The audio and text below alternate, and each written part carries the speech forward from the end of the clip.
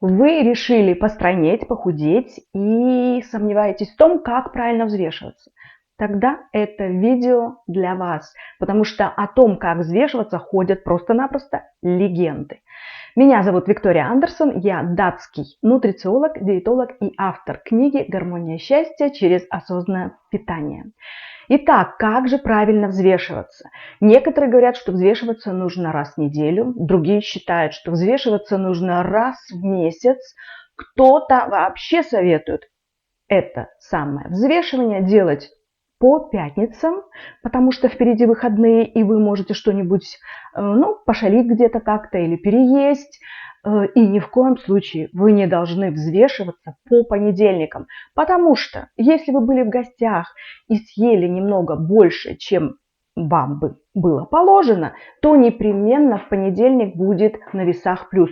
Поэтому взвешиваться нужно по пятницам и по вторникам. Друзья, это все, конечно же, шутка, и мнений много в этом мире существует по этому поводу. Я не собираюсь ни с кем спорить из своих коллег, но по моей системе Nordic Balance уже постройнело, похудело десятки тысяч человек по всему миру, и я вам расскажу, как это делаю я. Но вначале я еще хочу обратить ваше внимание, что скандинавские ученые делали такое вот наблюдение за 10 тысячами человек, которые хотели похудеть.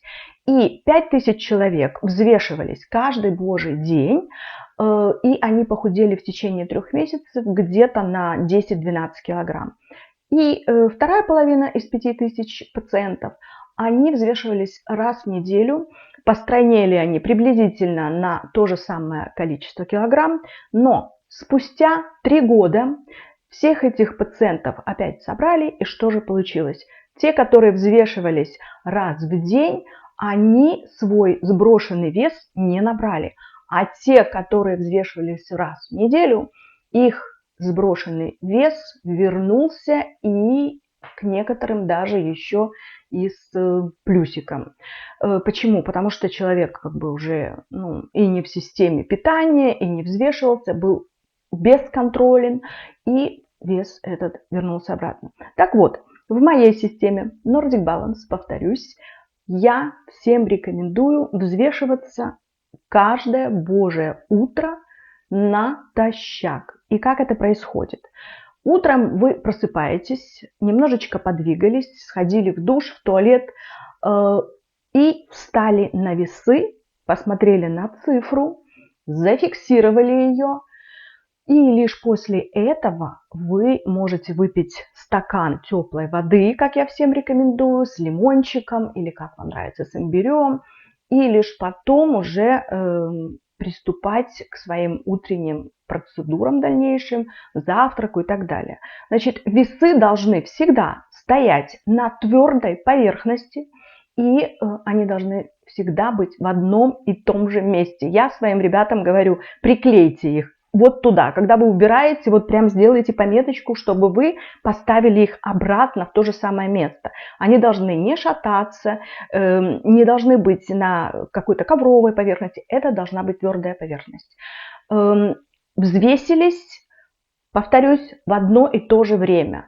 И потом зафиксировали эту цифру. Я всегда даю своим клиентам график динамики веса. Записали этот свой вес, и завтра, встав на весы в то же самое время, вы уже можете видеть, будет у вас минус 200 грамм, как мои клиенты всегда имеют каждый божий день, минус 200 грамм.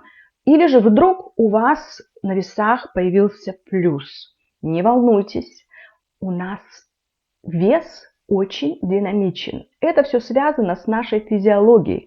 И, конечно же, бывают скачки веса, но всегда тому есть какое-то объяснение.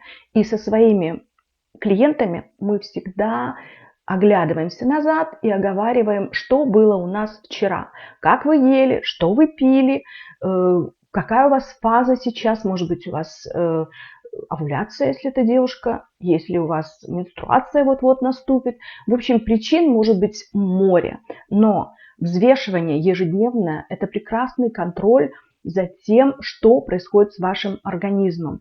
И если вы хотите похудеть, мы должны с вами следить за этим самым весом, за его динамикой и делать какие-либо выводы. Не нужно паниковать, не нужно прыгать на весы 3 раза в день, потому как если вы взвесились первый раз, к примеру, ваше время утреннее в 6:30, и вы всегда в это время взвешиваете.